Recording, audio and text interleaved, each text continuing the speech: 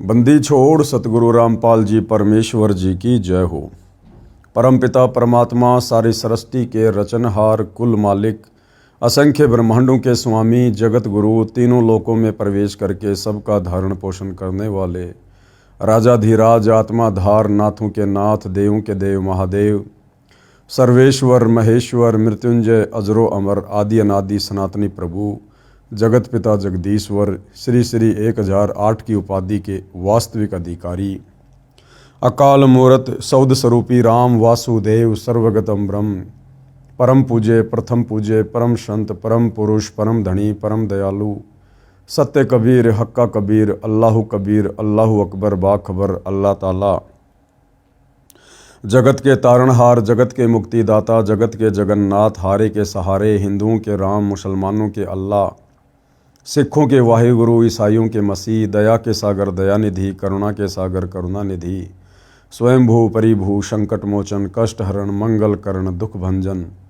अविगत कबीर, निर्विकार निर्विषम परमात्मा, अलय अलेख सतगुरु, आदि अनादि सतगुरु, असली मर्यादा पुरुषोत्तम, असली राम, असली कृष्ण, असली घनश्याम, असली मुरारी, राजाओं के राजा, महाराजाओं के महाराजा, शहंशाहों के शहंशाह, सम्राटों के सम्राट, भगवानों के भगवान, अल्लाहों के अल्लाह, प्रभुओं के प्रभु, मसीहाओं के मसीह, सच्चे वाहिगुरु, बाबाओं के बाबा, पीरों के पीर, सेठों के सेठ, जगत सेठ, सावड़सा सेठ, सर्वगुण संपन्न, अनंत कोटि कलाओं के स्वामी, अनंत कोटि ब्रह्मांडों के नायक, योगियों में महायोगी, ध्यानियों में महाध्यानी, सिद्धों में परम सिद्ध, ज्ञानियों में तत्वज्ञानी, ब्रह्म ज्ञानी, महाज्ञानी, परम ज्ञानी, सर्वश्रेष्ठ ज्ञानी, विज्ञानी, युवा कबीर, समर्थ कबीर, असमवात, अमित ओझा, सच्चे रहनुमा, करीम अल्लाह, सुभान अल्लाह, दुनिया के अंतिम पैगंबर, 8 सितंबर 1951 से गांव धनाना, जिला सोनीपत, हरियाणा, भारतवर्ष की पावन भूमि पे प्रकट रियल कल की भगवान,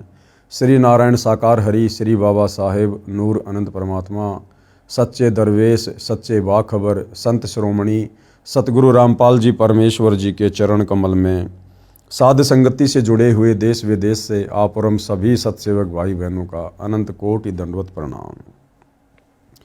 सत्साई भाई और बहनों, बहुत बड़ी दया, बहुत बड़ी मेहर पूज्य गुरुदेव भगवान की, परमेश्वर रामपाल जी की, जिनके शुभ आशीर्वाद से, विशेष आशीर्वाद से आप और हम सभी भाई बहन, विशेषकर हिंदू समाज से जुड़े हुए श्रद्धालु व पूरे विश्व के मानव समाज को अध्यात्म के विषय में अनसुनी जानकारी प्राप्त हो रही है। सतगुरु रामपाल जी ने आकर हमें शास्त्र अनुकूल शत भक्ति प्रदान की है। अब हमारा मनुष्य जीवन धीरे धीरे सफलता की ओर आगे बढ़ रहा है।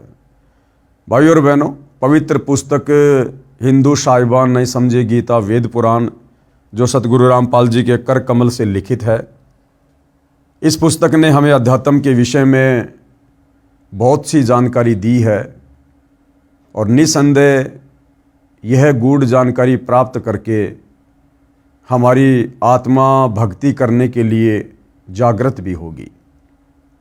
तो भाई और बहनों, सृष्टि रचना का टॉपिक चल रहा है कि सृष्टि की रचना कैसे हुई, ब्रह्मा विष्णु महेश की क्या स्थिति है, काल और दुर्गा की क्या स्थिति है, अन्य देवी देवताओं की भक्ति मार्ग में क्या स्थिति है, हम कौन हैं, कहाँ से आए हैं, क्यों जन्म रहे, क्यों मर रहे हैं, परमात्मा कौन है, कैसा है, कहाँ है, कैसे मिलेगा, कैसा दिखाई देता है, इन तमाम बातों की जानकारी हमें सृष्टि रचना को सुने और समझे बिना नहीं हो सकती है, क्योंकि सृष्टि रचना अध्यात्म का मूल है। हम किसी भी धर्मशास्त्र को जब तक सृष्टि रचना को नहीं समझेंगे, उन शास्त्रों को भी नहीं समझ सकते। तो भाई और बहनों, सृष्टि रचना पर हमारा ये दूसरा वीडियो है और इस पवित्र पुस्तक हिंदू साहिबान नहीं समझे गीता वेद पुराण पर 27वां वीडियो है। अभी तक हमने सृष्टि रचना में पढ़ा कि सबसे पहले परमात्मा अकेले थे, फिर उन्होंने 4 लोकों की रचना की, चारों लोकों में उन्होंने अपने 4 रूप धारण किए और वहाँ सिंहासन पर अलग अलग नामों से विराजमान हुए। फिर सतलोक में उन्होंने सृष्टि रचना की, सभी आत्माओं को उत्पन्न किया और किस प्रकार से फिर काल ब्रह्म ने, क्षर पुरुष ने 3 बार तप किया, तब के बदले परमात्मा ने उसे 21 ब्रह्मांड दिए। हम सभी आत्माएं किस प्रकार से उसके ऊपर आसक्त हुई और उसके बाद परमेश्वर ने सभी आत्माओं समेत काल ब्रह्म को 21 ब्रह्मांड के साथ सतलोक से 16 संकोश की दूरी पर निष्कासित कर दिया।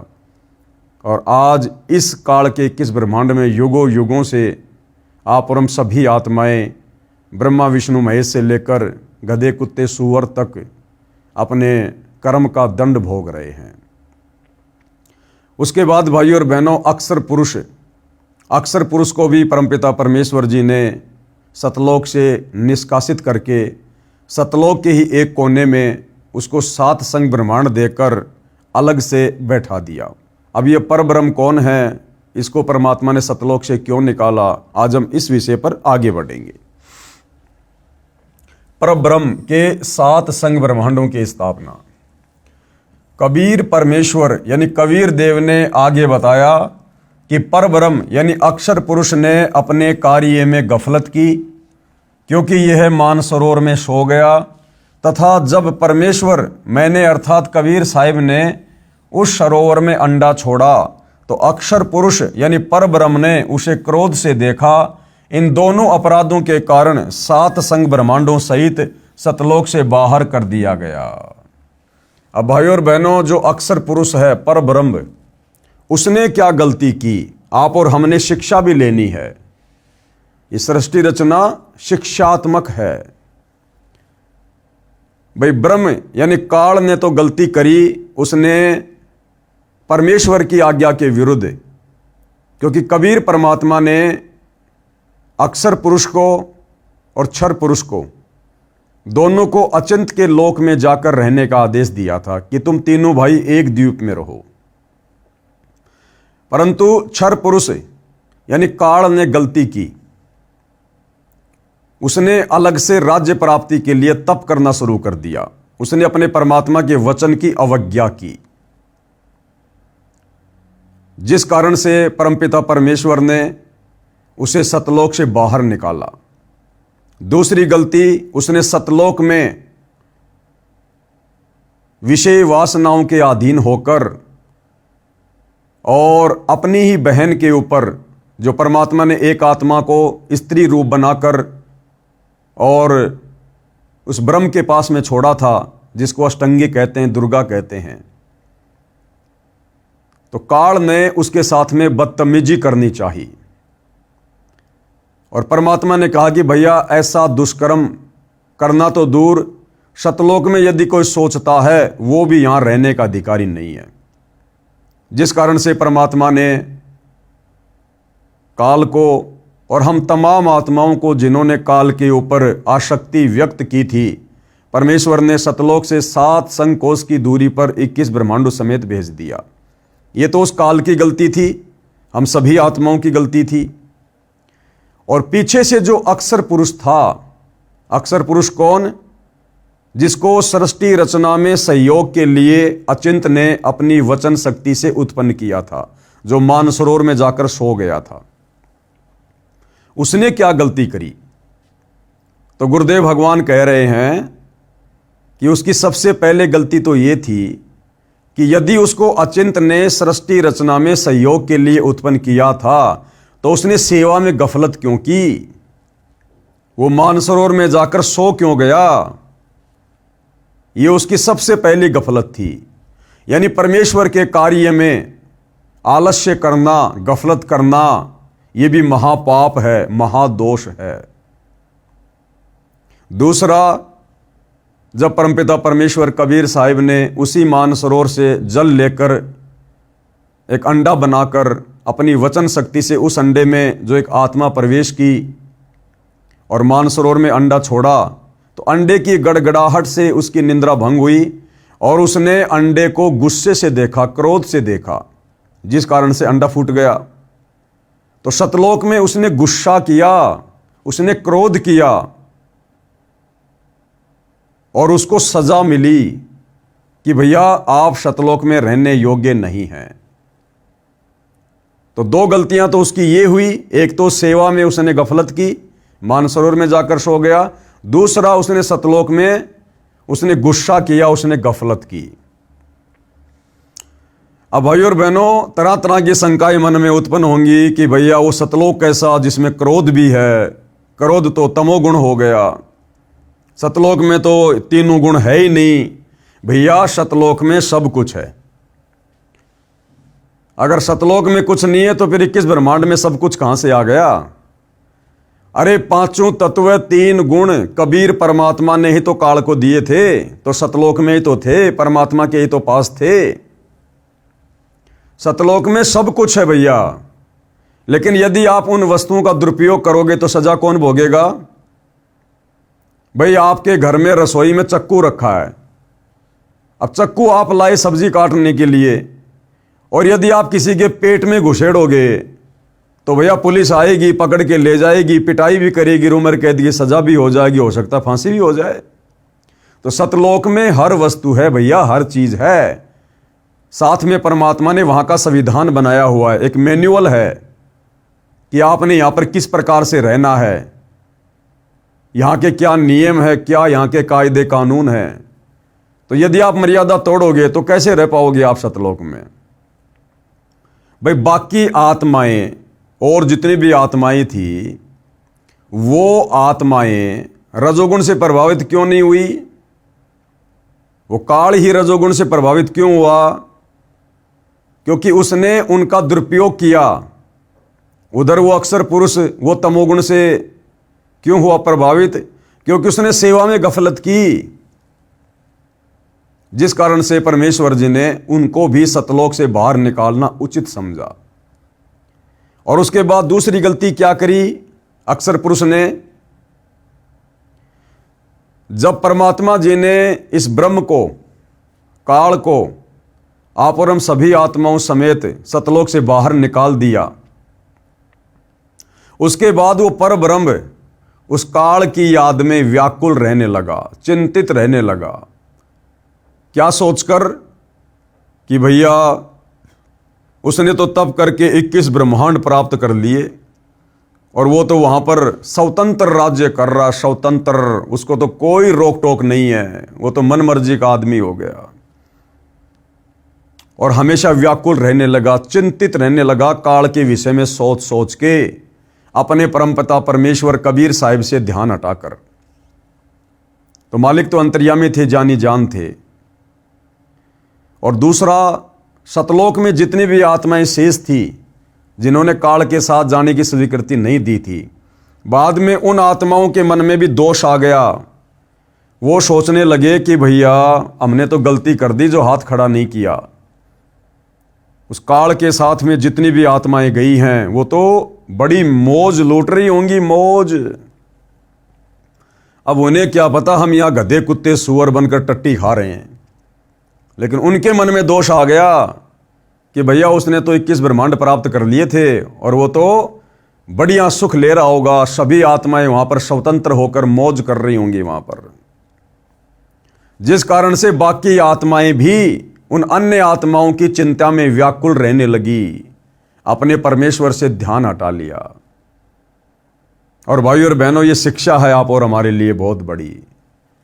यदि हमने इस काल के 21 ब्रह्मांड से अपना पीछा छुड़वाना है, वापस सतलोक जाना है, हमने इन फॉर्मूलों को ध्यान रखना होगा। जो गलतियां हमने पहले सतलोक में की, हमने उन गलतियों से शिक्षा लेनी है। परमात्मा कहते हैं, जा आशा ता बाशा होई, मन कर्म वचन सुमरियो सोई। अक्सर पुरुष ने सतलोक में काल के विषय में सुमरण करना शुरू कर दिया, यानी काल के विषय में चिंतन करना, उसका सुमरण करना।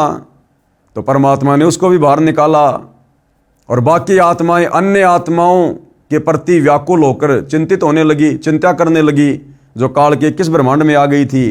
तो सतलोक वाली आत्माएं काल के 21 ब्रह्मांड में आ चुकी आत्माओं के विषय में सोच सोच के चिंतित थी, उनका सुमरण कर रही थी। किसी के विषय में ज्यादा चिंतन करना, उसका सुमरण करना होता है। तो परमात्मा ने क्या करना था, उनको भी वहां से निकालना था। मालिक तो अंतर्यामी थे कि भैया ये अब हमारे किसी काम के नहीं है। तो ठीक इसी प्रकार भाई और बहनों, वर्तमान में यदि हमने पीछा छुड़वाना है तो हमने इस काल की जो नश्वर संपत्ति है, ये कार कोठी बंगले खेत खलिहान, हमने इन सब की चिंता छोड़नी पड़ेगी। कि भैया नश्वर हैं और तेरी नहीं है, जबरदस्ती मान के बैठे हैं अज्ञानता में। मरने के बाद शरीर भी साथ नहीं जाएगा, पक्का पता है। और यहां रहकर जिस चीज का ज्यादा चिंतन करेंगे, सुमरण करेंगे, बड़ा सेठ बनने की सोचेंगे, प्लाट पे प्लाट खरीदने की सोचेंगे, बच्चों को पढ़ा लिखा के बहुत बड़ा कोई बिजनेसमैन, डॉक्टर, इंजीनियर बनाने की सोचेंगे, तो यहीं रह जाएंगे। इसलिए अब हमने पीछा छुड़वाना है। पीछा, हमारी सोच, हमारा चिंतन, हमारा सुमरण केवल परमपिता परमेश्वर के प्रति और सतलोक के निमित्त होना चाहिए कि मैंने सतलोक जाना है, और जो भक्ति परमात्मा ने दे दी हमेशा उसी के चिंतन मनन में लगे रहना है। तब जाकर भाई और बहनों हमारी बात बनेगी। अन्य कारण, अक्सर पुरुष यानी परब्रह्म अपने साथी ब्रह्म क्षर पुरुष की विदाई में व्याकुल होकर परमपिता कबीर देव कबीर साहिब की याद भूलकर उसी को याद करने लगा, यानी ज्यादा काल ब्रह्म की चिंता करने लगा परब्रह्म। तथा सोचा कि क्षर पुरुष यानी ब्रह्म तो बहुत आनंद मना रहा होगा, वह स्वतंत्र राज्य करेगा और मैं पीछे रह गया। तो ये उसने गलती करी वहां पर ऐसा सोचकर। तथा अन्य कुछ आत्माएं जो परब्रह्म के साथ सात संग ब्रह्मांडों में जन्म मृत्यु का कर्मदंड भोग रही हैं, उन हंस आत्माओं की विदाई की याद में खो गई, जो ब्रह्म यानी काल के साथ 21 ब्रह्मांडों में फंसी है। तथा पूर्ण परमात्मा सुखदाई कबीर देव की याद बुला दी। भाई और बहनों, काल हमसे वही गलतियां करवाएगा जो गलतियां उसने हमसे सतलोक में करवाई, अपने ऊपर आसक्ति करवाकर। जब वो तप कर रहा था, हम सभी आत्माएं उसकी बकवाद के ऊपर आसक्त हो गई, अपने परमपिता परमेश्वर की तरफ ध्यान कम और उसकी बकवाद की तरफ ध्यान ज्यादा। वो आज भी यही बकवाद करवाएगा 21 ब्रह्मांड में, हमें यही फंसाए रखने के लिए। आप देख रहे हैं भाई और बहनों, वर्तमान में संगत में क्या हो रहा है। आज वर्तमान में संगत भक्ति कम और बकवाद ज्यादा कर रही है। करवा कौन रहा है? काल प्रेरणा से सतगुरु का परिवार, सतलोक आश्रम वाले कोऑर्डिनेटर भाई बंधु। आप जी देख रहे हैं जगह जगह ये सम्मान समारोह रखवा रहे हैं, बड़े बड़े टेंट लगाए जा रहे हैं, गांव वाले आ रहे हैं और गांव वाले नाच रहे हैं, कूद रहे हैं, वहां पर ढोलक पेटियों पर भजन गाए जा रहे हैं, शब्द गाए जा रहे हैं, संगत तालियां बजा रही है, खुश हो रही है संगत। दुनिया भर का पाखंड हो रहा है। कभी जाट आरक्षण में ले जाते हैं, कभी गुंडों की सीबीआई जांच में ले जाते हैं, कभी परशुराम की जयंती में संगत को ले जाते हैं, कभी किसी धरने पर, कभी किसी प्रदर्शन पर, कभी किसी मुख्यमंत्री की रैली में, कभी नरेंद्र मोदी की रैली में। तो ये काल भाई और बहनों धीरे धीरे परमात्मा का चिंतन सुमरण कम और फालतू की जो बकवाद हैं, जो भगत के काम की नहीं, उनमें भगत को ज्यादा लगा रहा है। ये धीरे धीरे हमारे अंदर मीठा जहर घोल रहा है, संगत को फिर से उन्हीं गलतियों की ओर ले जा रहा है। परमेश्वर कबीर देव के बार बार समझाने पर भी आस्था कम नहीं हुई। परब्रह्म अक्षर पुरुष ने सोचा कि मैं भी अलग स्थान प्राप्त करूं तो अच्छा रहे। मन में दोष आ गया कि मैं भी अलग से राज्य प्राप्त करूं। यह सोचकर राज्य प्राप्ति की इच्छा से, अब ध्यान देना भाई और बहनों, बड़े मतलब की चीज है, बड़े मतलब की चीज है। अक्षर पुरुष ने सोचा कि मैं भी अलग से स्थान प्राप्त करूं तो अच्छा रहे। यह सोचकर राज्य प्राप्ति की इच्छा से उसने क्या करना शुरू किया? सार नाम का जाप प्रारंभ किया। देखो, सृष्टि रचना मैंने नहीं लिखी है, ना मेरी औकात, हमारे पूज्य गुरुदेव सतगुरु रामपाल जी ने लिखी है। यह सतलोक की घटना है। अभी अक्षर पुरुष को सतलोक से निकाला नहीं है, बातचीत चल रही है आप और हमारी बातचीत के दौरान। बाकी तो उसको निकाल दिया जा चुका, हम सबको पता है। लेकिन जिस समय तक अक्षर पुरुष को सतलोक से निकाला नहीं था, उस समय अक्षर पुरुष क्या कर रहा था? यह सोचकर कि मैं भी अलग से राज्य प्राप्त करूंगा और काल की तरह मौज करूंगा, और क्या करने लगा? सार नाम का जाप प्रारंभ कर दिया, सार नाम का जाप। और भाई और बहनों, मैं पवन दास आप जियों को बार बार कई वीडियो बनाकर यह समझाता हुआ आ रहा हूं कि भाइयों और बहनों, वर्तमान में सतलोक आश्रम मैनेजमेंट हरियाणा के द्वारा सन 2014 बरवाला कांड के बाद जिस प्रकार से सतगुरु रामपाल जी के नाम की आड़ में डीवीडी से जो सारनाम दिया जा रहा है, जिसमें 3 मंत्र हैं, ओम सोहम सत्य कबीर, ये ओरिजिनल सारनाम नहीं है। ये वो सारनाम नहीं है जिस सारनाम को प्राप्त करके हम सतलोक जाएंगे। ओरिजिनल सारनाम सतगुरु रामपाल जी उसी हंस आत्मा को देंगे जो हंस आत्मा पूरी तरह से सतलोक के लिए तैयार हो जाएगी। अभी तक उन्होंने किसी को भी ओरिजिनल सारनाम नहीं दिया है, दिखाया भी नहीं है, देना तो बहुत दूर की बात है, क्योंकि अभी कोई योग्य ही नहीं हुआ, ना उनका बेटा, ना उनकी बेटी, ना उनकी पत्नी, ना उनके रिश्तेदार, ना कोई कोऑर्डिनेटर। अभी तक कोई योग्य हुआ ही नहीं है। सारनाम के योग्य बनाने के लिए परमात्मा ने साध संगति शुरू करवाई है।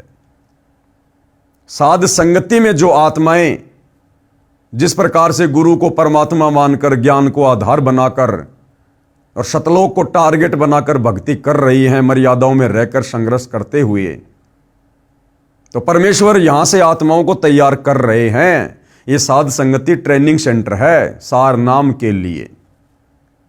तो ध्यान देना भाइयों और बहनों, अक्सर पुरुष ने सतलोक में रहते रहते अलग से राज्य प्राप्ति के लिए और सारनाम का जाप शुरू किया। अब विचार करो भाइयों और बहनों, सारनाम किसका? कबीर परमात्मा का। तो वर्तमान में हमें जो सारनाम दिया जा रहा है, जो 3 मंत्र का है, तो उसमें पहला मंत्र है काल का ओम, दूसरा मंत्र है अक्षर पुरुष का, और तीसरा उसमें परमपिता परमात्मा का नाम है। तो सतलोक वाले सारनाम में और इस काल के लोक में वर्तमान में जो सारनाम आत्माएं जप रही हैं, उसमें तो रात दिन का अंतर है, रात दिन का अंतर।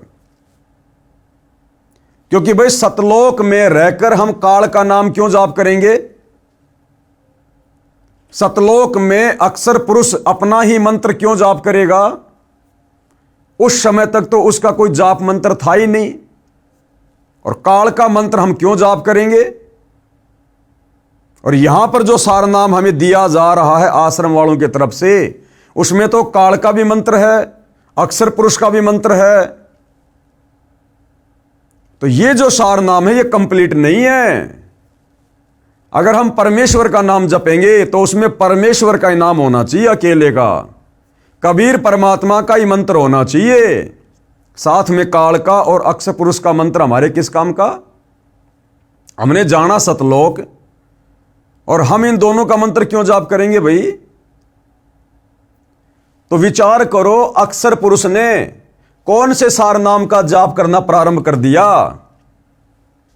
क्योंकि सतलोक में तो ओरिजिनल सारनाम है, सतलोक वाले सारनाम में तो काल का ओम मंत्र तो हो ही नहीं सकता, और ना इस अक्षर पुरुष का दूसरा मंत्र हो सकता जो कि तत् है।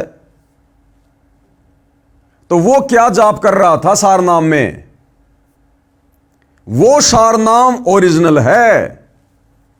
उस सारनाम के लिए साध संगति में ट्रेनिंग चल रही है, आत्माओं को योग्य बनाने के लिए। और जब तक वो ओरिजिनल सारनाम नहीं मिलेगा, हम कैसे पार हो जाएंगे? ये सोचकर राज्य प्राप्ति की इच्छा से सारनाम का जाप प्रारंभ कर दिया। इसी प्रकार अन्य आत्माओं ने जो परब्रह्म के साथ संग ब्रह्मांडों में फंसी हैं, सोचा कि वे जो ब्रह्म के साथ आत्माएं गई हैं, वे तो वहां मौज मस्ती मनाएंगे, और हम पीछे रह गए। उन तमाम आत्माओं के मन में भी दोष आ गया। परब्रह्म के मन में यह धारणा बनी कि क्षर पुरुष अलग होकर बहुत सुखी होगा। ये विचार कर अंतरात्मा से भिन्न स्थान प्राप्ति की ठान ली, मन में सोच लिया।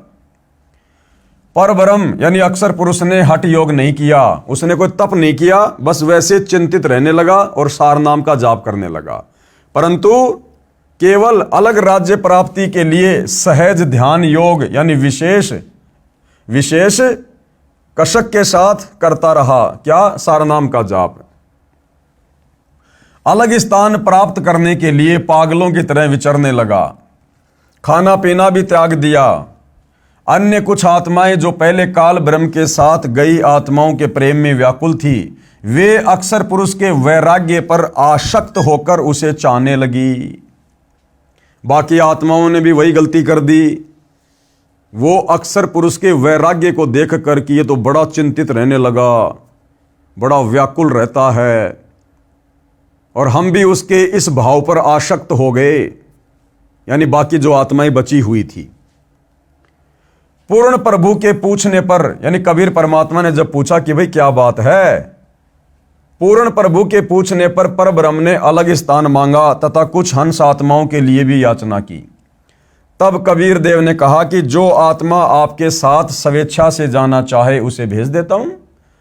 पूर्ण प्रभु ने पूछा कि कौन हंस आत्मा परब्रह्म के साथ जाना चाहता है, सहमति व्यक्त करें। बहुत समय उपरांत एक हंस ने स्वीकृति दी। फिर देखा देखी उन सभी आत्माओं ने भी सहमति व्यक्त कर दी कि भैया पिछली बार तो रह गए, अब की बार तो चलना ही चलना है।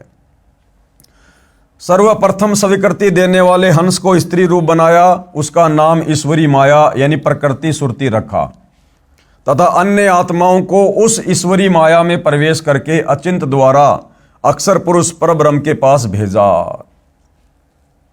पतिव्रता पद से गिरने की सजा पाई। पतिव्रता पद यानी अपने इष्ट के अलावा किसी और के विषय में विशेष चिंतन करना, कशक, वो पतिव्रता पद से नीचे गिरना होता है। तो आप और हमने भी अपने पूज्य गुरुदेव भगवान अपने इष्ट के अलावा किसी और को इष्ट रूप में जरा भी नहीं मानना, नहीं पूजना। इसलिए हम सभी सत्सेवक भाई बहनों ने अपने घर में, अपने दरबार में अपने पूज्य गुरुदेव भगवान अपने इष्ट के अलावा अन्य किसी की फोटो नहीं रखी है। जिस प्रकार बाकी संगत सतगुरु रामपाल जी के साथ साथ दाढ़ी मूछ वाले कबीर की नकली फोटो रखती है, पंडित चिदानंद जी की फोटो रखती है, गरीबदास जी की फोटो रखती है, आदरणीय रामदेवानंद जी की फोटो रखती है, तो ये पतिव्रता पद वाली भक्ति नहीं है। पतिव्रता पद की भक्ति में केवल एक ही इष्ट होना चाहिए। कई युगों तक दोनों सात संग ब्रह्मांडों में रहे, परंतु परब्रह्म ने दुर्व्यवहार नहीं किया। उस परब्रह्म ने वो गलती नहीं करी जो गलती उस काल ने दुर्गा के साथ में करनी चाहिए थी।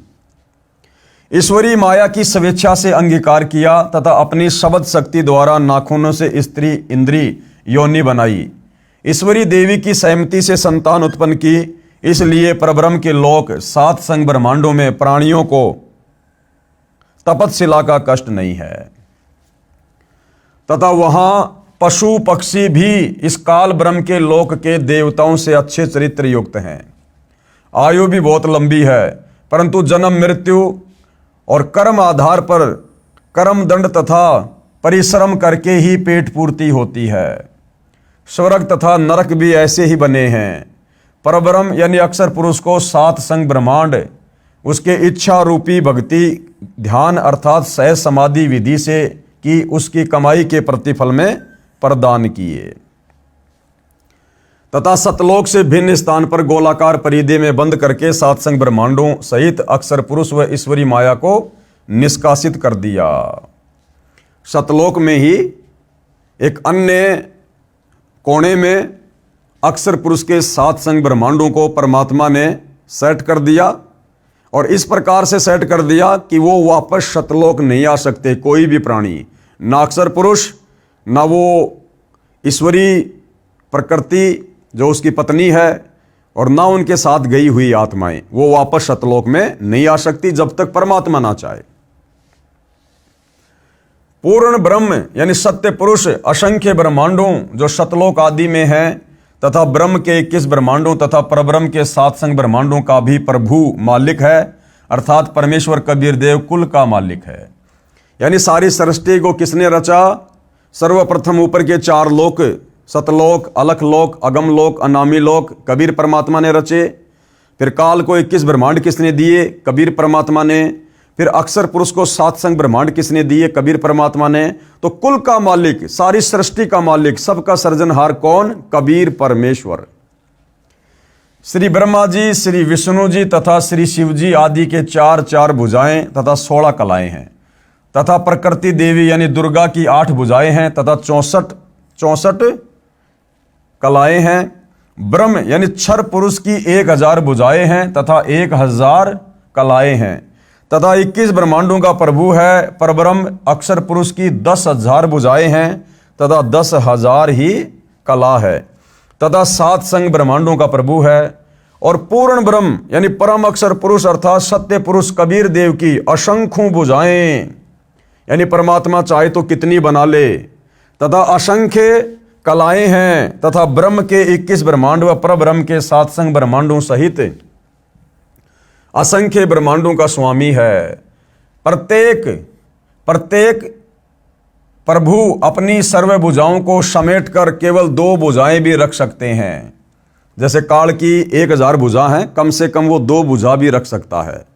अक्षर पुरुष की 10,000 भुजा हैं, कम से कम वो 2 भुजा भी बना सकता है।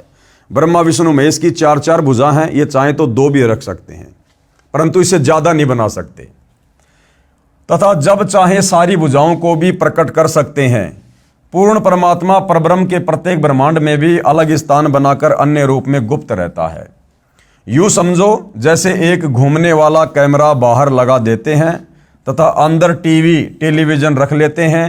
टीवी पर बाहर का सारा दृश्य नजर आता है तथा दूसरा टीवी बाहर रखकर अंदर का कैमरा स्थायी करके रख दिया जाए। उसमें केवल अंदर बैठे प्रबंधक का चित्र दिखाई देता है, जिससे सर्व कर्मचारी सावधान रहते हैं। इसी प्रकार पूर्ण परमात्मा अपने सतलोक में बैठकर सभी को नियंत्रित किए हुए हैं तथा प्रत्येक ब्रह्मांड में भी सतगुरु कबीर देव विद्यमान रहते हैं। जैसे सूर्य दूर होते हुए भी अपना प्रभाव अन्य लोकों में बनाए हुए है। अब भाइयों और बहनों, सृष्टि रचना का जो प्रमाण है वो आगे कहाँ है? हमारे वेदों में, पवित्र अथर्ववेद में सृष्टि रचना का प्रमाण, यानी ये जो सृष्टि रचना हम सुन रहे हैं ये कोई उवाबाई नहीं है, मन गढ़ंत कथा नहीं है, हमारे वेदों में भी इसका प्रमाण है। अथर्ववेद कांड नंबर 4 अनुवाक नंबर 1 मंत्र नंबर 1। ये संस्कृत में श्लोक आप जियों के सामने है। भावार्थ क्या किया है गुरुदेव ने? पवित्र वेदों को बोलने वाला ब्रह्म यानी काल कह रहा है कि सनातन परमेश्वर ने, कौन सनातन परमेश्वर? कबीर देव ने स्वयं अनामे यानी अनामी लोक से सतलोक में प्रकट होकर अपनी सूझबूझ से कपड़े की तरह रचना करके ऊपर के सतलोक आदि को सीमा रहित स्वयं प्रकाशित अजर अमर अर्थात अविनाशी ठहराए, तथा नीचे के परब्रह्म के 7 संग ब्रह्मांड तथा ब्रह्म के 21 ब्रह्मांड व इनमें छोटी से छोटी रचना भी उसी परमात्मा ने अस्थायी की है। उसके बाद अथर्ववेद में और कहां प्रमाण है? अथर्ववेद कांड नंबर 4 अनुवाक नंबर 1 मंत्र नंबर 2। मंत्र आप जियों के सामने है, पढ़ सकते हैं। हम सीधा इसके अनुवाद पे चलेंगे। भावार्थ क्या है इस श्लोक का? जगत पिता परमेश्वर ने अपनी शब्द शक्ति से राष्ट्रीय अर्थात सबसे पहली माया राजेश्वरी उत्पन्न की तथा उसी पराशक्ति के द्वारा एक दूसरे को आकर्षण शक्ति से रोकने वाले, कभी न समाप्त होने वाले गुण से उपरोक्त सर्व ब्रह्मांडों को स्थापित किया। फिर आगे कहां प्रमाण है? अथर्ववेद कांड नंबर 4 अनुवाक नंबर 1 मंत्र नंबर 3, जहां पर सृष्टि रचना का प्रमाण है। श्लोक आप जी के सामने है। भावार्थ क्या है? पूर्ण परमात्मा कबीर देव अपने द्वारा रची सृष्टि का ज्ञान तथा सर्व आत्माओं की उत्पत्ति का ज्ञान अपने निजी दास को स्वयं ही सही बताता है कि पूर्ण परमात्मा ने अपने मध्य अर्थात अपने शरीर से अपनी शब्द शक्ति के द्वारा ब्रह्म क्षर पुरुष काल की उत्पत्ति की तथा सर्व ब्रह्मांडों को ऊपर शतलोक, अलख लोक, अगम लोक, अनामी लोक आदि तथा नीचे परब्रह्म के 7 संग ब्रह्मांड तथा ब्रह्म के 21 ब्रह्मांडों को अपनी धारण करने वाली आकर्षक शक्ति से ठहराया हुआ है। जैसे पूर्ण परमात्मा कबीर परमेश्वर यानी कबीर देव ने अपने निजी सेवक अर्थात सखा श्री धर्मदास जी, आदरणीय गरीबदास जी आदि को अपने द्वारा रची सृष्टि का ज्ञान स्वयं ही बताया, उपरोक्त वेद मंत्र भी यही समर्थन कर रहा है। उसके बाद अथर्ववेद कांड नंबर 4 अनुवाक नंबर 1 मंत्र नंबर 4 श्लोक आप जियों के सामने है। भावार्थ क्या किया है गुरुदेव ने? भावार्थ, ऊपर के चारों लोक, सतलोक, अलखलोक, अगम लोक, अनामी लोक, यह तो अजर अमर स्थायी तथा अविनाशी रचे हैं। यानी ऊपर के 4 लोक कभी भी नष्ट नहीं होते, खंड नहीं होते, तथा नीचे के ब्रह्म तथा परब्रह्म के लोकों को अस्थायी रचना करके तथा अन्य छोटे छोटे लोक भी उसी परमेश्वर ने रचकर स्थिर किए। फिर अथर्ववेद कांड नंबर 4 अनुवाक नंबर 1 मंत्र नंबर 5 श्लोक आप जियों के सामने है। गुरुदेव भगवान ने क्या भावार्थ किया है? पूर्ण परमात्मा यानी कबीर देव ने ऊपर के चारों लोकों में से जो नीचे से सबसे पहला अर्थात सतलोक में आष्ट्रा अर्थात अष्टंगी प्रकृति देवी दुर्गा की उत्पत्ति की, यही राजाधिराज जगत गुरु पूर्ण परमेश्वर सत्य पुरुष है, जिससे सबका वियोग हुआ है। फिर सर्व प्राणी ज्योति निरंजन काल के वीर्य यानी बीज से दुर्गा के गर्भ द्वारा उत्पन्न होकर स्वर्ग लोक व पृथ्वी लोक पर निवास करते हैं। उसके बाद अथर्ववेद कांड नंबर 4 अनुवाक नंबर 1 मंत्र नंबर 6 संस्कृत में श्लोक आप जियों के सामने है। भावार्थ, वही पूर्ण परमेश्वर सत्य साधना करने वाले साधक को उसी पहले वाले स्थान सतलोक में ले जाता है जहां से बिछुड़ कर आए थे। वहां उस वास्तविक सुखदायी प्रभु को प्राप्त करके खुशी से आत्मा विभोर होकर मस्ती से स्तुति करता है कि हे परमात्मा, असंख्य जन्मों के भूले भटकों को वास्तविक ठिकाना मिल गया है। इसी का प्रमाण पवित्र ऋग्वेद मंडल 10 सूक्त 90 मंत्र 16 में भी है।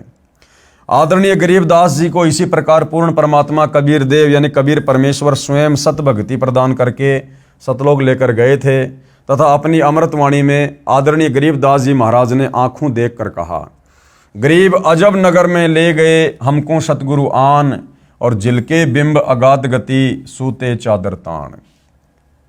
अथर्ववेद कांड नंबर 4 अनुवाक नंबर 1 मंत्र नंबर 7 संस्कृत में श्लोक आप जियों के सामने है। परमात्मा ने क्या भावार्थ किया है? इस मंत्र में यह भी स्पष्ट कर दिया है कि उस परमेश्वर का नाम कबीर देव अर्थात कबीर परमेश्वर है, जिसने सर्व रचना की। जो परमेश्वर अचल अर्थात वास्तव में अविनाशी, गीता अध्याय 15 श्लोक नंबर 16 और 17 में भी प्रमाण है। जगत गुरु आत्माधार जो पूर्ण मुक्त होकर सतलोक गए हैं, उनको सतलोक ले जाने वाला, सर्व ब्रह्मांडों का रचनहार, काल ब्रह्म की तरह धोखा न देने वाला, ज्यों का त्यों वह स्वयं कबीर देव अर्थात कबीर प्रभु है। यही परमेश्वर सर्व ब्रह्मांडों व प्राणियों को अपनी शब्द शक्ति से उत्पन्न करने के कारण जनिता यानी माता भी कहलाता है, तथा पितरम पिता तथा बंधु भाई भी वास्तव में यही है, तथा देव यानी परमेश्वर भी यही है। इसलिए इसी कबीर देव कबीर परमेश्वर की स्तुति किया करते हैं। त्वें माता च पिता तमेव, तमेव बंधु च सखा तमेव, तमेव विद्या च द्रविणम तमेव, तमेव सर्व मम देव देव। इसी परमेश्वर की महिमा का पवित्र ऋग्वेद मंडल नंबर 1 सूक्त नंबर 24 में विस्तृत विवरण है। ऋग्वेद मंडल नंबर 10 सूक्त नंबर 90 मंत्र नंबर 1 संस्कृत में श्लोक आप जियों के सामने है। हम सीधा इसके भावार्थ पर चलते हैं। इस मंत्र में विराट यानी काल ब्रह्म का वर्णन है। गीता अध्याय 10 व 11 में भी इसी काल ब्रह्म का ऐसा ही वर्णन है। अध्याय 11 मंत्र नंबर 46 में अर्जुन ने कहा कि हे सहस्त्रा बाहु यानी हे 1000 भुजा वाले, आप अपने चतुर्भुज रूप में दर्शन दीजिए। यानी 1000 भुजा का स्वामी कौन है? ये काल, जिसके हजारों हाथ पैर, हजारों आंखें कान आदि हैं। वह विराट रूप काल प्रभु अपने अधीन सर्व प्राणियों को पूर्ण काबू करने अर्थात 20 ब्रह्मांडों को गोलाकार परिधि में रोककर स्वयं इनके ऊपर 21वें ब्रह्मांड में बैठा है। अब भाइयों और बहनों, पवित्र ऋग्वेद में सृष्टि रचना का प्रमाण कहाँ है? देखो भाइयों और बहनों, ये सृष्टि रचना है और परमेश्वर जी ने जैसी लिखी है वैसी हम आपको बता रहे हैं, दिखा रहे हैं, समझा रहे हैं। और जहाँ कोई ऐसी विशेष बात होगी समझाने के लायक और परमात्मा प्रेरणा करेंगे तो ही दास आपको समझाएगा, अन्यथा ये सृष्टि रचना है, इसको बार बार पढ़ना पड़ेगा। आपने देख लिया, अब बार बार आपको यूट्यूब पर गुरुदेव भगवान के मुख कमल से भी सुननी पड़ेगी, उनकी पुस्तकों में भी आपने बार बार इसको देखना पड़ेगा, तब जाकर हमारे दिलो दिमाग में ये बात बैठेगी। ऋग्वेद मंडल नंबर 10 सूक्त नंबर 90 मंत्र नंबर 2 संस्कृत में श्लोक आप जियों के सामने है और सृष्टि रचना के विषय में यह श्लोक क्या कह रहा है। इस मंत्र में परब्रह्म यानी अक्षर पुरुष का विवरण है, जो कुछ भगवान वाले लक्षणों से युक्त है, परंतु इसकी भक्ति से भी पूर्ण मोक्ष नहीं है, इसलिए इसे संदेह युक्त मुक्तिदाता कहा है। इसे कुछ प्रभु के गुणों युक्त इसलिए कहा है कि ये काल की तरह तपतशिला पर भूनकर नहीं खाता, परंतु इस परब्रह्म के लोक में भी प्राणियों को परिश्रम करके कर्म आधार पर ही फल प्राप्त होता है तथा अन्न से ही सर्व प्राणियों के शरीर विकसित होते हैं। जन्म तथा मृत्यु का समय भले ही काल यानी क्षर पुरुष से अधिक है, परंतु फिर भी उत्पत्ति प्रलय तथा 84 लाख योनियों में यातना बनी रहती है। ये परमेश्वर जी ने उस पेड़ का एक चित्र बनाकर हमें समझाया है कि सबसे ऊपर कबीर परमात्मा है जो गुप्त रहता है, जो कि भक्ति रूपी पेड़ की जड़ है, जहां से सारे ब्रह्मांडों को नीचे पोषण मिल रहा है। तो ये कबीर परमेश्वर जी हैं, ये इनका शतलोक समझ लीजिए, जहां बैठकर परमात्मा सबका धारण पोषण करते हैं। और इस पेड़ से बाहर जो ये तना है, ये है सात संग ब्रह्मांड का स्वामी अक्षर पुरुष, और उसके जस्ट नीचे जो ये टहनी है, जो ये डाली है, डार है, ये है 21 ब्रह्मांड का स्वामी काल। और फिर जो 3 टहनियां हैं, ये इस काल के 3 पुत्र हैं, रजगुण ब्रह्मा, सतगुण विष्णु, तमोगुण शिव जी। और इनके माध्यम से फिर परमात्मा ये पात रूप संसार, जितने भी पेड़ के पत्ते हैं, ये आप और हम सभी जीव आत्माएं हैं, जो ब्रह्मा विष्णु महेश के माध्यम से काल हमारे ऊपर कंट्रोल करता है। तो एक पेड़ के चित्र के माध्यम से परमेश्वर ने हमें सृष्टि रचना के विषय में समझाया है। भावार्थ क्या है? इस ऊपर के मंत्र 2 में वर्णित अक्षर पुरुष परब्रह्म की तो इतनी ही महिमा है, तथा वह पूर्ण पुरुष कबीर देव तो इससे भी बड़ा है, अर्थात सर्वशक्तिमान है तथा सर्व ब्रह्मांड उसी के अंश मात्र पर ठहरे हैं। इस मंत्र में 3 लोकों का वर्णन इसलिए है क्योंकि चौथा अनामे लोक अन्य रचना से पहले का है। यही 3 प्रभु क्षर पुरुष, अक्षर पुरुष तथा इन दोनों से अन्य परम अक्षर पुरुष का विवरण श्रीमद् भगवद गीता अध्याय 15 श्लोक नंबर 16 और 17 में है। अब इसी का प्रमाण आदरणीय गरीबदास साहिब जी कहते हैं कि गरीब जाके अर्ध रूम पर सकल पसारा, ऐसा पूर्ण ब्रह्म हमारा। अर्ध रूम यानी जिस परमात्मा कबीर जी के आधे बाल के ऊपर पूरी सृष्टि ठहरी हुई है, वो परमात्मा इतना सक्षम है। गरीब अनंत कोटि ब्रह्मांड का एक रति नहीं भार, सतगुरु पुरुष कबीर है कुल के सृजन हार। यानी परमात्मा ने सारी सृष्टि को रच दिया, असंख्य ब्रह्मांडों को रच दिया, लेकिन परमात्मा जी के लिए उन ब्रह्मांडों का संचालन करना, उनको चलाना, रति भर भी भार उनके ऊपर नहीं है। उनकी वचन शक्ति से सब कुछ चलायमान है। इसी का प्रमाण आदरणीय दादू साहिब जी कह रहे हैं कि जिन मोको निज नाम दिया सोई सतगुरु हमार, और दादू दूसरा कोई नहीं कबीर सृजन हार। यानी कबीर ही परमात्मा है, वह कबीर जो कलयुग में 650 साल पहले जुलाई की भूमिका करके गए थे, एक धाणक के बेटे की भूमिका करके गए थे, आदरणीय धर्मदास जी से कबीर सागर 5वां वेद लिखवा कर गए थे। वही कबीर परमात्मा, कबीर जुलाहा सारी सृष्टि का मालिक है। इसी का प्रमाण आदरणीय नानक साहिब जी देते हैं कि एक अर्ज गुप्तम पेश तोदर कौन करतार, हक्का कबीर करीम तू बे है प्रवर्दिगार। श्री गुरु ग्रंथ साहिब पेज नंबर 721 महिला 1 राग तिलंग। कौन करतार का अर्थ होता है सर्व का रचनहार, अर्थात शब्द शक्ति से रचना करने वाला शब्द स्वरूपी प्रभु। हक्का कबीर का अर्थ है सत कबीर, और करीम का अर्थ है दयालु, परवरदिगार का अर्थ है परमात्मा। ऋग्वेद मंडल 10 सूक्त 90 मंत्र 4, ये श्लोक आप जियों के सामने है। क्या भावार्थ किया गुरुदेव ने? यही सर्व सृष्टि रचनहार प्रभु अपनी रचना के ऊपर के हिस्से में तीनों स्थानों सतलोक, अलखलोक, अगमलोक में 3 रूप में स्वयं प्रकट होता है तथा स्वयं ही विराजमान है। यहाँ अनामी लोक का वर्णन इसलिए नहीं किया क्योंकि अनामी लोक में कोई रचना नहीं है। क्या कह रहे हैं परमात्मा? अनामी लोक में कोई रचना नहीं है तथा अकय अनामे लोक शेष रचना से पूर्व का है।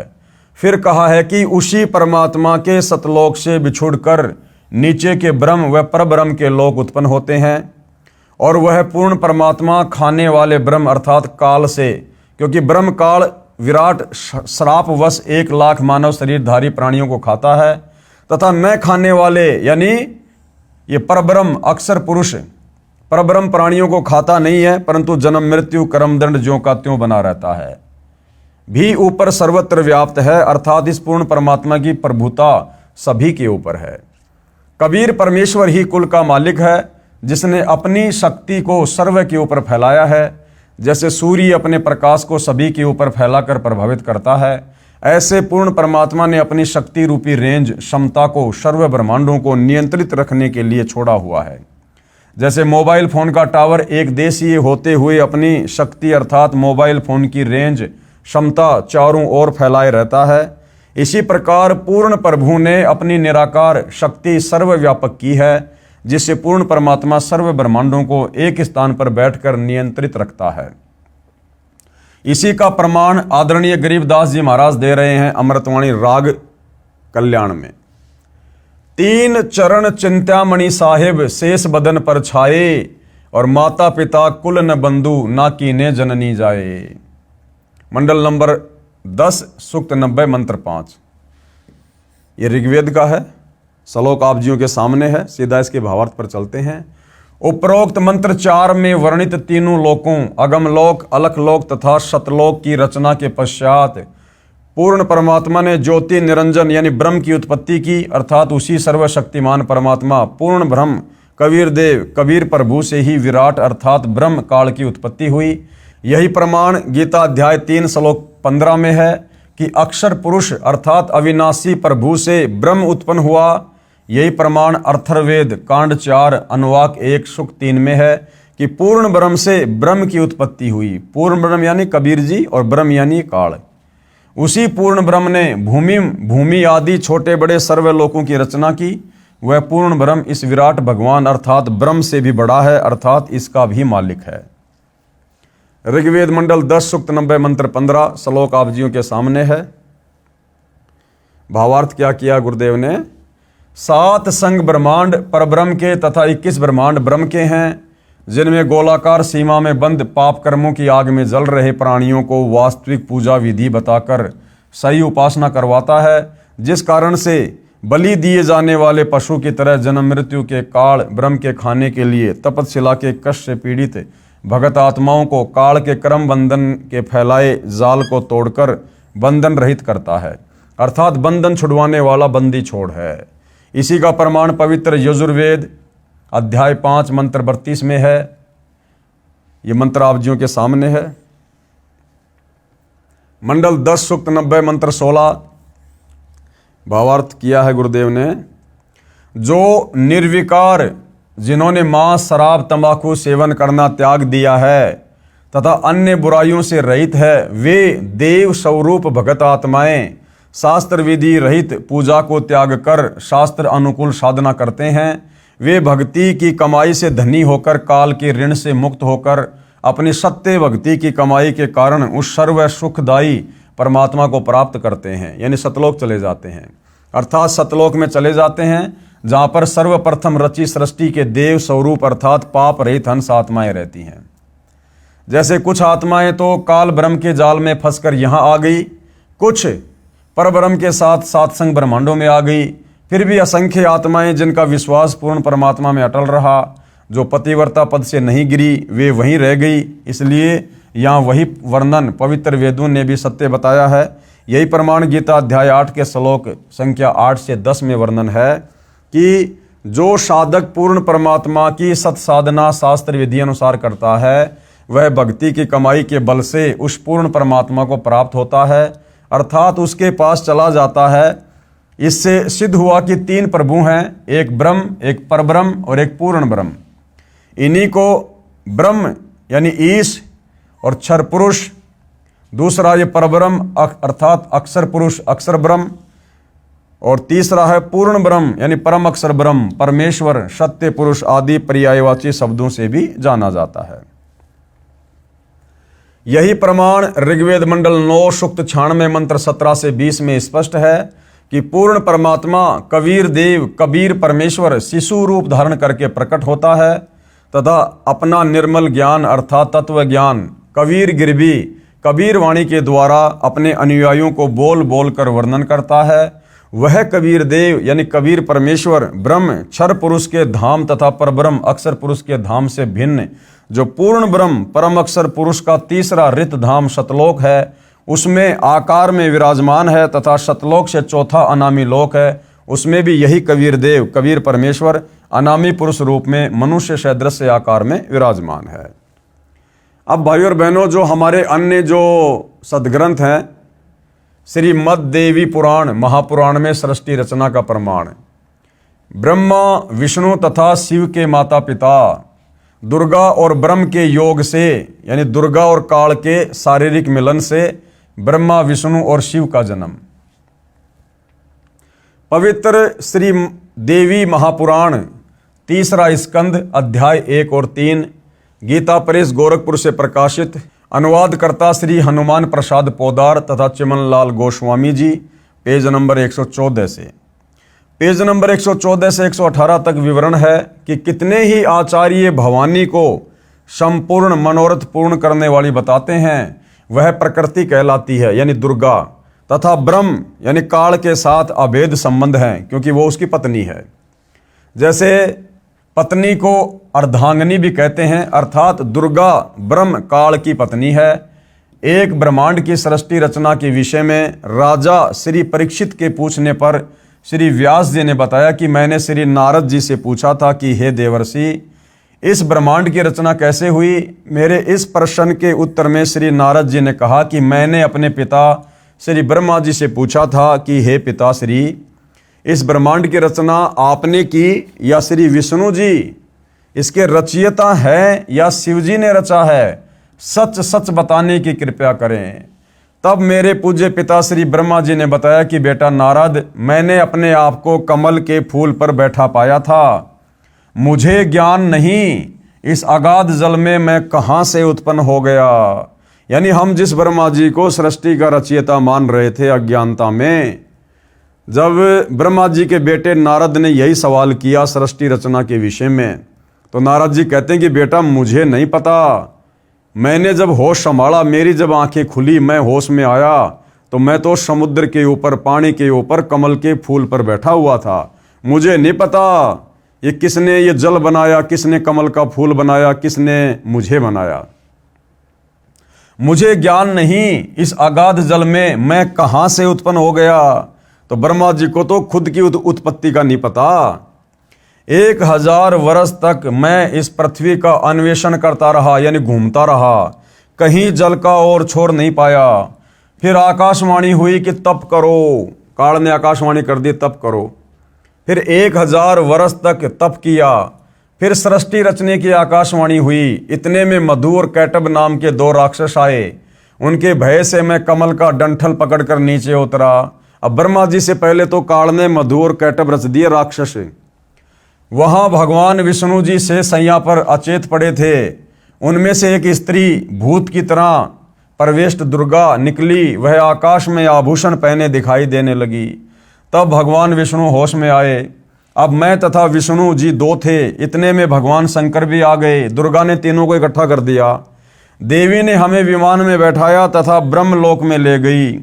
वहां एक ब्रह्मा, एक विष्णु तथा एक शिव और देखा। फिर एक देवी देखी। उसे देखकर विष्णु जी ने विवेक पूर्वक निम्न वर्णन किया। ब्रह्म काल ने भगवान विष्णु को चेतना प्रदान कर दी। उसको अपने बाल्यकाल की याद आई, तब बचपन की कहानी सुनाई। अब विष्णु जी क्या बोले, पेज नंबर 119 से 120 पर भगवान विष्णु जी ने श्री ब्रह्मा जी तथा श्री शिव जी से कहा कि ये हम तीनों की माता है, यही जगत जननी प्रकृति देवी है। मैंने इस देवी को तब देखा था जब मैं छोटा सा बालक था, ये मुझे पालने में झुला रही थी। तीसरा स्कंद पेज नंबर 123 पर श्री विष्णु जी ने श्री दुर्गा जी की स्तुति करते हुए कहा, तुम शुद्ध स्वरूपा हो, ये सारा संसार तुम्ही से उद्भासित हो रहा है। मैं यानी विष्णु, ब्रह्मा और शंकर हम सभी तुम्हारी कृपा से विद्यमान हैं। हमारा आविर्भाव यानी जन्म और तिरोभाव यानी मृत्यु हुआ करता है, अर्थात हम तीनों देवता नाशवान हैं, केवल तुम ही नित्य हो, अविनाशी हो, जगत जननी हो, प्रकृति देवी हो। उसके बाद भगवान शंकर बोले, देवी यदि महाभाग विष्णु तुम्ही से प्रकट यानी उत्पन्न हुए हैं तो उनके बाद उत्पन्न होने वाले ब्रह्मा भी तुम्हारे बालक हुए, फिर मैं तमोगुणी लीला करने वाला शंकर क्या तुम्हारे संतान नहीं हुआ? अर्थात मुझे भी उत्पन्न करने वाली तुम ही हो, अर्थात ब्रह्मा विष्णु महेश की माता कौन? दुर्गा। अब गुरुदेव क्या कह रहे हैं भाई, विचार करें।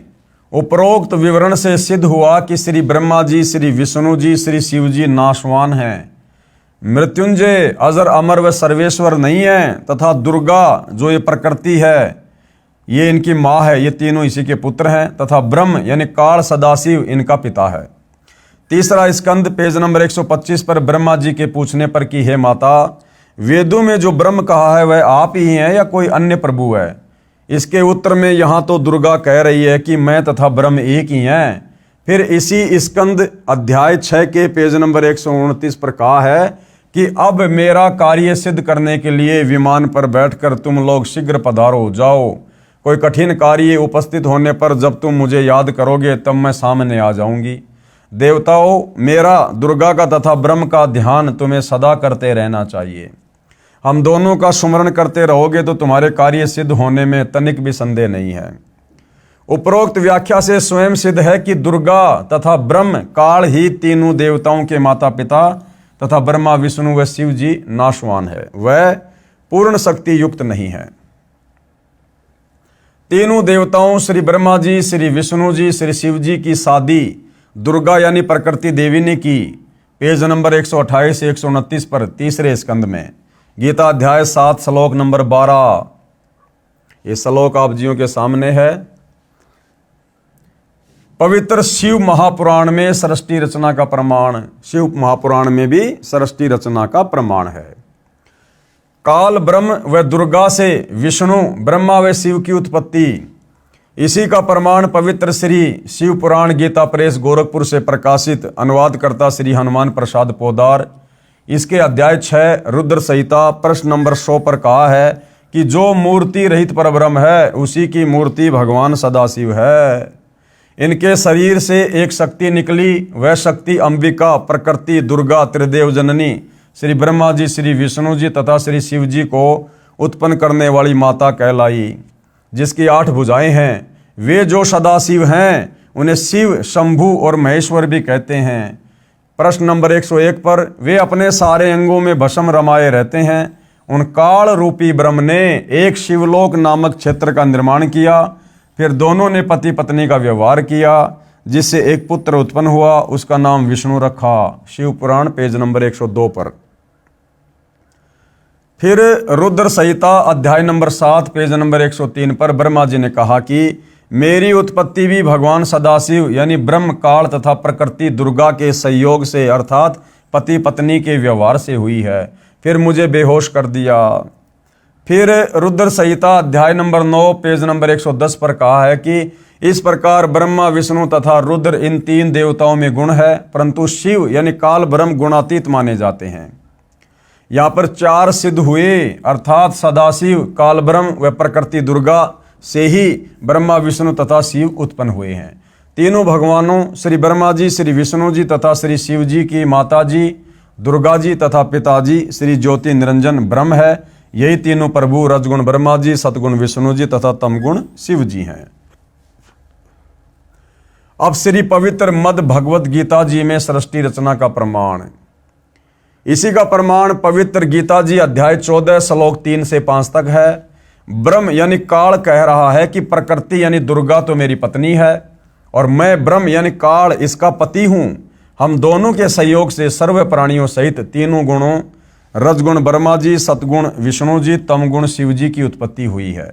मैं ब्रह्म यानी काल सर्व प्राणियों का पिता हूं तथा प्रकृति यानी दुर्गा इनकी माता है। मैं इसके पेट में बीज स्थापना करता हूं जिससे सर्व प्राणियों की उत्पत्ति होती है।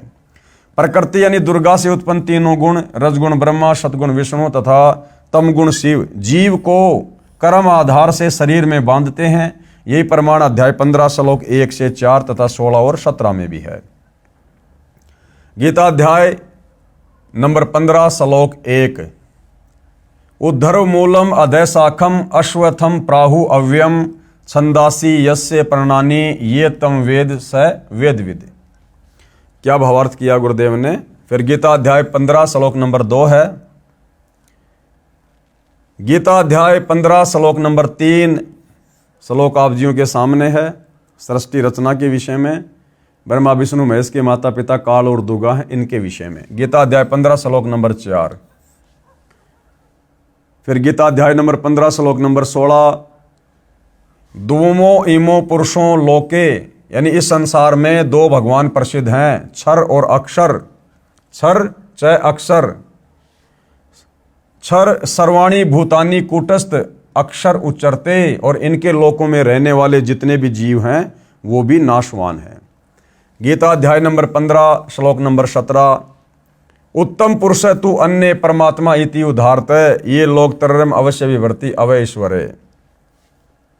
भावार्थ गीता ज्ञान दाता प्रभु ने केवल इतना ही बताया है कि यह संसार उल्टे लटके वृक्ष तुल्य जानो। ऊपर जड़ें, मूल तो पूर्ण परमात्मा है और नीचे टहनियां आदि अन्य हिस्से जानो। इस संसार रूपी वृक्ष के प्रत्येक भाग का भिन्न भिन्न विवरण जो संत जानता है वह तत्वदर्शी संत है, जिसके विषय में गीता अध्याय 4 श्लोक नंबर 34 में कहा है। गीता अध्याय 15 श्लोक नंबर 2 और 3 में केवल इतना ही बताया है कि 3 गुण रूपी शाखा है। यहाँ विचार काल में अर्थात गीता में आपको मैं गीता का ज्ञानदाता पूर्ण जानकारी नहीं दे सकता, क्योंकि मुझे इस संसार की रचना के आदि व अंत का ज्ञान नहीं है। क्योंकि भाई और बहनों, जो अक्षर पुरुष है, अक्षर पुरुष को उस समय निकाला गया था जब पहले परमात्मा ने काल को सतलोक से निकाल दिया था। उसके बाद परमात्मा ने अक्षर पुरुष को 7 संग ब्रह्मांड दिए थे। तो काल गीता का ज्ञान देते समय कह रहा है कि भैया संसार रूपी पेड़ की यानी सारी सृष्टि रचना की पूरी जानकारी मुझे भी नहीं है।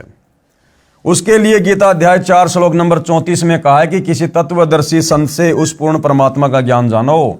इस गीता अध्याय 15 श्लोक 1 में उस तत्वदर्शी संत की पहचान बताई है कि वह संसार रूपी वृक्ष के प्रत्येक भाग का ज्ञान कराएगा।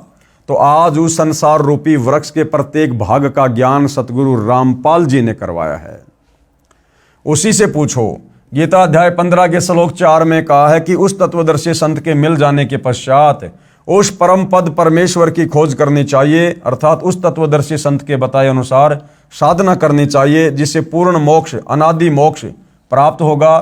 गीता अध्याय 15 श्लोक 16-17 में स्पष्ट किया है कि 3 प्रभु हैं। एक क्षर पुरुष है यानी ब्रह्म ये काल, दूसरा अक्षर पुरुष यानी परब्रह्म, और तीसरा परम अक्षर पुरुष यानी पूर्ण ब्रह्म कबीर देव। क्षर पुरुष तथा अक्षर पुरुष वास्तव में अविनाशी नहीं है, यानी इनकी जन्म और मृत्यु होती है। वह अविनाशी परमात्मा तो इन दोनों से अन्य ही है। वही तीनों लोकों में प्रवेश करके सबका धारण पोषण करता है। उपरोक्त श्रीमद् भगवद गीता अध्याय 15 श्लोक 1 से 4 तथा 16-17 में यह प्रमाणित हुआ कि उल्टे लटके हुए संसार रूपी वृक्ष की मूल अर्थात जड़ तो परम अक्षर ब्रह्म अर्थात पूर्ण ब्रह्म है, जिससे पूर्ण वृक्ष का पालन होता है, तथा वृक्ष का जो हिस्सा पृथ्वी के तुरंत बाहर जमीन के साथ दिखाई देता है वह तना होता है, उसे अक्षर पुरुष अर्थात परब्रह्म जानो। उस तने से ऊपर चलकर अन्य मोटी डार निकलती है, उनमें से एक डार को ब्रह्म अर्थात क्षर पुरुष जानो, तथा उसी डार से अन्य 3 शाखाएं निकलती हैं, उन्हें ब्रह्मा विष्णु महेश जानो, तथा शाखाओं के आगे पत्ते रूप में सांसारिक प्राणी जानो।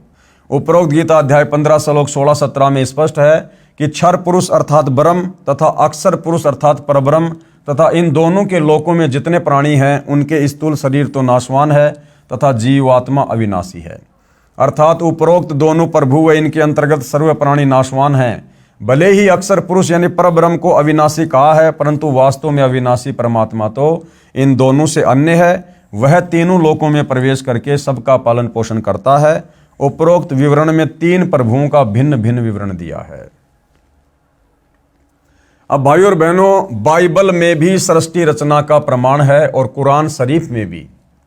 पवित्र बाइबल तथा पवित्र कुरान शरीफ में सृष्टि रचना का प्रमाण, इसी का प्रमाण पवित्र बाइबल में तथा पवित्र कुरान शरीफ में भी है। कुरान शरीफ में पवित्र बाइबल का भी ज्ञान है, इसलिए इन दोनों पवित्र सदग्रंथों ने मिलजुल कर प्रमाणित किया है कि कौन तथा कैसा है सृष्टि रचनहार तथा उसका वास्तविक नाम क्या है। बाइबल में कहाँ लिखा है? पवित्र बाइबल उत्पत्ति ग्रंथ नंबर 2 उसके अध्याय 1:20 और 2:5 पर, 6वां दिन प्राणी और मनुष्य अन्य प्राणियों की रचना करके फिर परमेश्वर ने कहा हम मनुष्यों को अपने स्वरूप के अनुसार अपनी समानता में बनाएं। क्या कहा परमात्मा ने?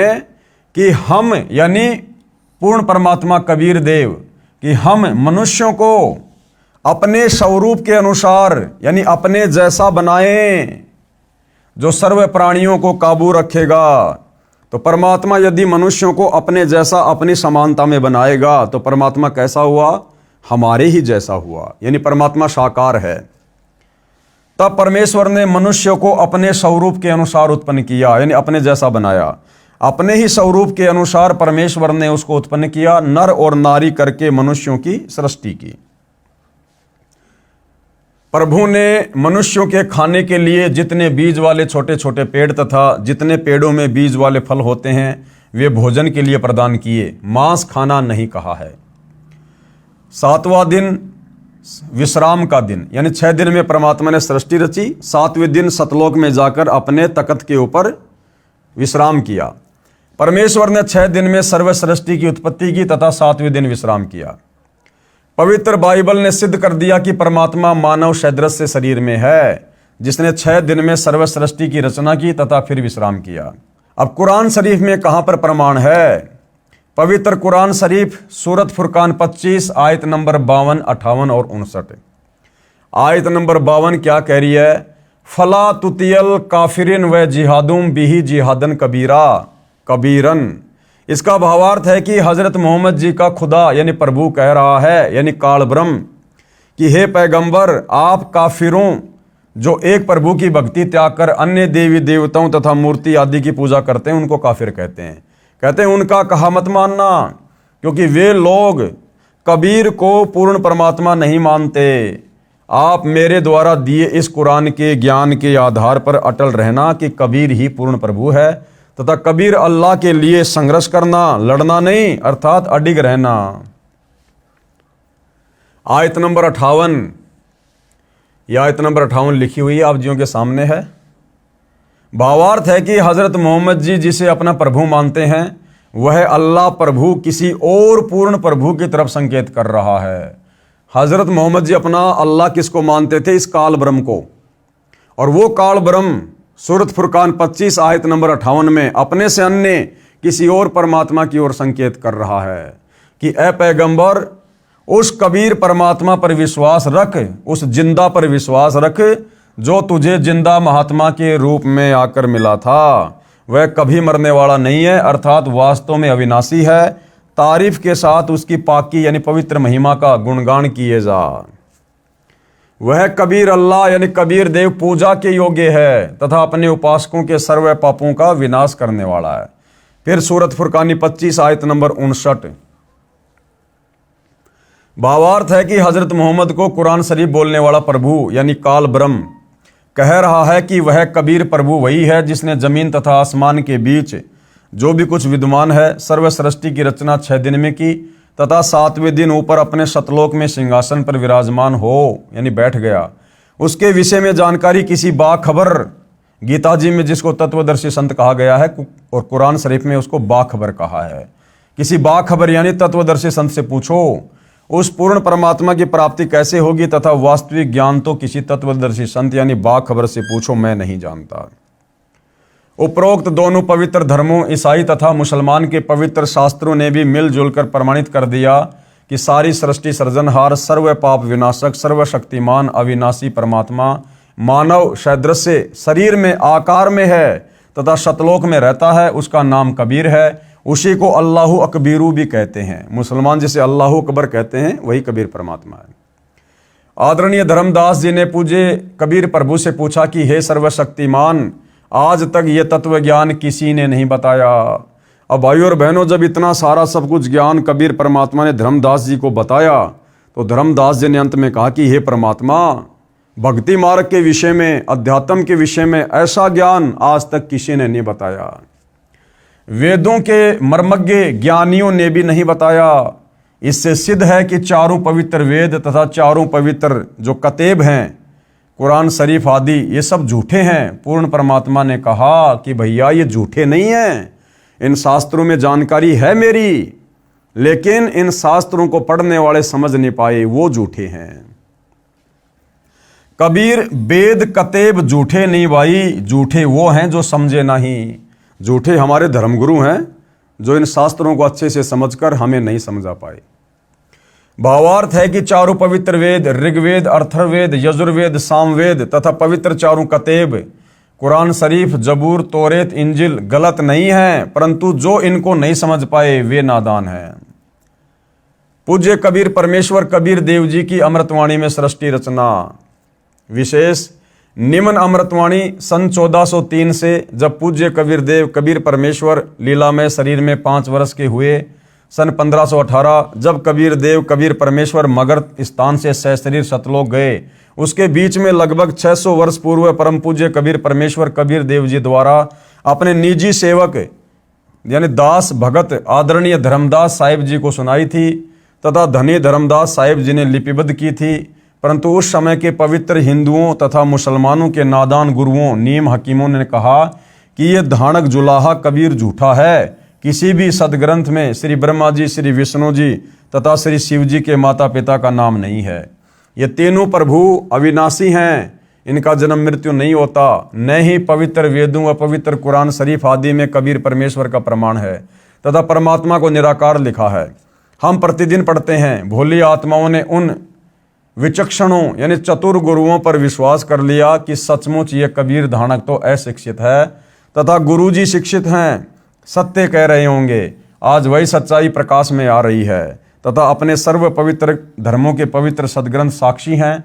इससे सिद्ध है कि पूर्ण परमेश्वर सर्व सृष्टि रचनहार, कुल करतार तथा सर्वज्ञ कबीर देव यानी कबीर परमेश्वर ही हैं, जो काशी बनारस में कमल के फूल पर प्रकट हुए तथा 120 वर्ष तक वास्तविक तेजों में शरीर के ऊपर मानव सदृश शरीर हल्के तेज का बनाकर रहे तथा अपने द्वारा रची सृष्टि का ठीक ठीक यानी वास्तविक तत्व ज्ञान देकर सह शरीर सतलोक चले गए। कृपया पाठक पढ़ें निम्न अमृतवाणी परमेश्वर कबीर साहिब जी द्वारा उच्चारित। धर्मदास यह जग बोराना, कोई न जाने पद निर्वाणा। यही कारण मैं कथा पसारा, जग से कईयो राम नियारा। यही ज्ञान जग जीव सुनावो, सब जीवों का भरम नसाओ। भरम गए जग वेद पुराना, आदि राम का भेद न जाना। राम राम सब जगत बखाने, आदि राम कोई बिरला जाने।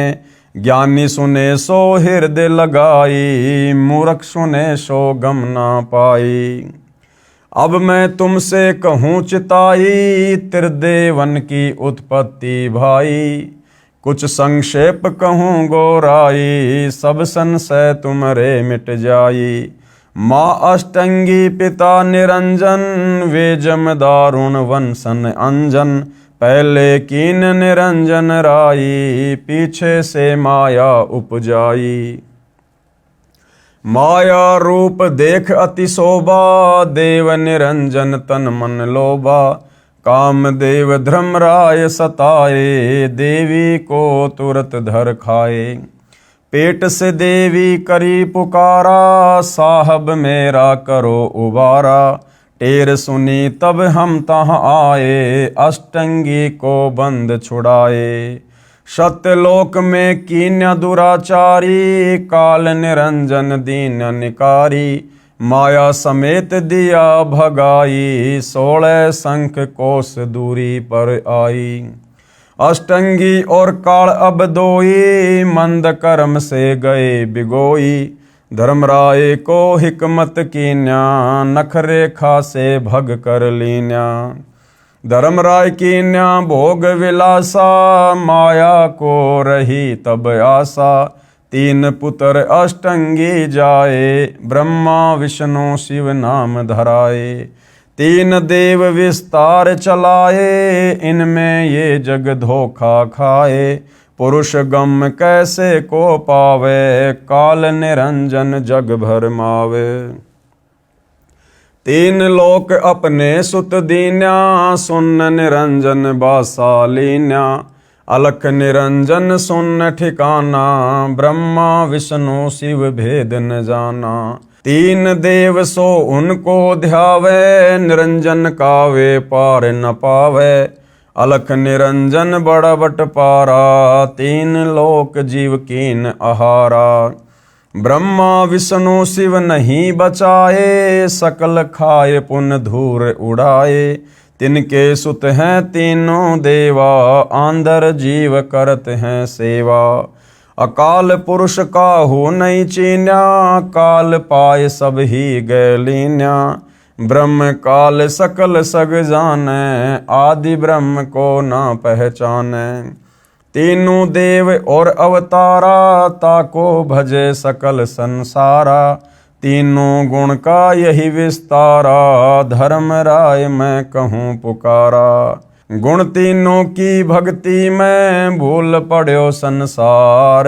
कहे कबीर निज नाम बिना, कैसे उतरे पार। उपरोक्त अमृतवाणी में परमेश्वर कबीर साहिब जी अपने निजी सेवक श्री धर्मदास जी से कहा था कि धर्मदास, ये संसार तत्व ज्ञान के अभाव से विचलित है। किसी को पूर्ण मोक्ष मार्ग तथा पूर्ण सृष्टि रचना का ज्ञान नहीं है, इसलिए मैं आपको मेरे द्वारा रची सृष्टि की कथा सुनाता हूँ।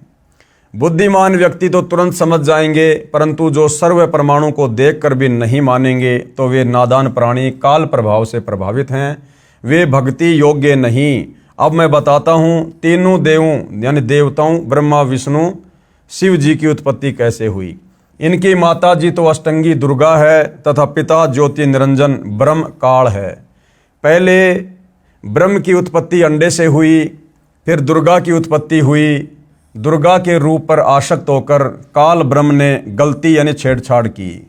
तब दुर्गा यानी प्रकृति ने इसके पेट में शरण ली।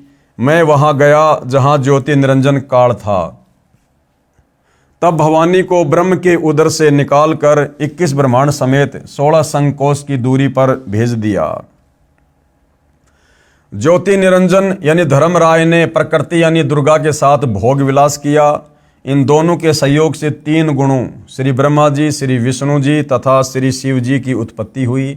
इन्हीं तीनों गुणों रजगुण ब्रह्मा, सतगुण विष्णु, तमगुण शिव जी की ही साधना करके सब प्राणी काल जाल में फंसे हैं।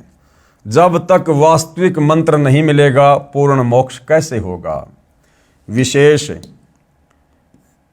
पाठक जन विचार करें कि श्री ब्रह्मा जी, श्री विष्णु जी तथा श्री शिव जी की स्थिति अविनाशी बताई गई थी। सर्व हिंदू समाज अभी तक तीनों परमात्माओं को अजर अमर व जन्म मृत्यु रहित मानते रहे, जबकि ये तीनों नाशवान हैं। इनके पिता काल रूपी ब्रह्म तथा माता दुर्गा प्रकृति अष्टंगी है। जैसा आपने पूर्व परमाणु में पढ़ा, यह ज्ञान अपने शास्त्रों में भी विद्यमान है। परंतु हिंदू समाज के कलयुगी गुरुओं, ऋषियों, संतों को ज्ञान नहीं। जो अध्यापक पाठ्यक्रम यानी सिलेबस से ही अपरिचित है, वह अध्यापक ठीक नहीं, वह विद्वान नहीं है, विद्यार्थियों के भविष्य का शत्रु है। इसी प्रकार जिन गुरुओं को अभी तक ये नहीं पता कि श्री ब्रह्मा, श्री विष्णु तथा श्री शिव जी के माता पिता कौन हैं, तो वे गुरु, ऋषि, संत ज्ञानहीन हैं। जिस कारण से सर्व भगत समाज को शास्त्र विरुद्ध ज्ञान यानी लोकवेद अर्थात दंत कथा सुनाकर अज्ञान से परिपूर्ण कर दिया। शास्त्र विधि विरुद्ध भक्ति साधना करा के परमात्मा के वास्तविक लाभ पूर्ण मोक्ष से वंचित कर रखा है। सबका मानव जन्म नष्ट करा दिया, क्योंकि श्रीमद् भगवद गीता अध्याय 16 श्लोक 23-24 में यही प्रमाण है कि जो शास्त्र विधि त्याग कर मनमाना आचरण पूजा करता है, उसे कोई लाभ नहीं होता है। पूर्ण परमात्मा कबीर जी ने 5 वर्ष की लीलामय आयु में सन 1403 से ही सर्व शास्त्रों युक्त ज्ञान अपनी अमृतवाणी कबीर वाणी में बताना प्रारंभ किया था, परंतु उन अज्ञानी गुरुओं ने यह ज्ञान भगत समाज तक नहीं जाने दिया जो वर्तमान में सर्व सदग्रंथों से स्पष्ट हो रहा है। इससे सिद्ध है कि कबीर देव यानी कबीर प्रभु तत्वदर्शी संत रूप में स्वयं पूर्ण परमात्मा ही आए थे। अब भाइयों और बहनों, आदरणीय गरीबदास साहिब जी की अमृतवाणी में सृष्टि रचना का प्रमाण, तो भाइयों और बहनों, आदरणीय गरीबदास जी के सदग्रंथ साहिब में सृष्टि रचना का प्रमाण कहाँ है उसको हम कल के वीडियो में लेंगे। और आज के वीडियो में गुरुदेव भगवान के आशीर्वाद से केवल इतना ही। भाई बहनों से प्रार्थना करूंगा जो प्रथम बार वीडियो देख रहे हैं उन्हें सतगुरु रामपाल जी के सत्संग यूट्यूब पर ज़रूर सुनने चाहिए। और सत्संग सुनने से पहले विशेष तौर पर आप यूट्यूब पर सर्च करें सृष्टि रचना संत रामपाल जी महाराज। जब तक आप सृष्टि रचना से परिचित नहीं होंगे, क्योंकि सृष्टि रचना किसी भी धर्म के सदग्रंथ को समझने के लिए मास्टर की है, यानी सृष्टि रचना को समझे बिना हम किसी भी धर्म ग्रंथ को ठीक ठीक नहीं समझ सकते। तो सृष्टि रचना समझना सुनना बहुत ज़रूरी है। तो भाइयों और बहनों, आज की वीडियो में मालिक के आशीर्वाद से केवल इतना ही। कल सेवा में फिर हाजिर होंगे। तब तक गुरुदेव भगवान हम सबको आज्ञा दे, आशीर्वाद दे, हमारा मार्गदर्शन करे। बंदी छोड़ सतगुरु रामपाल जी भगवान की जय हो।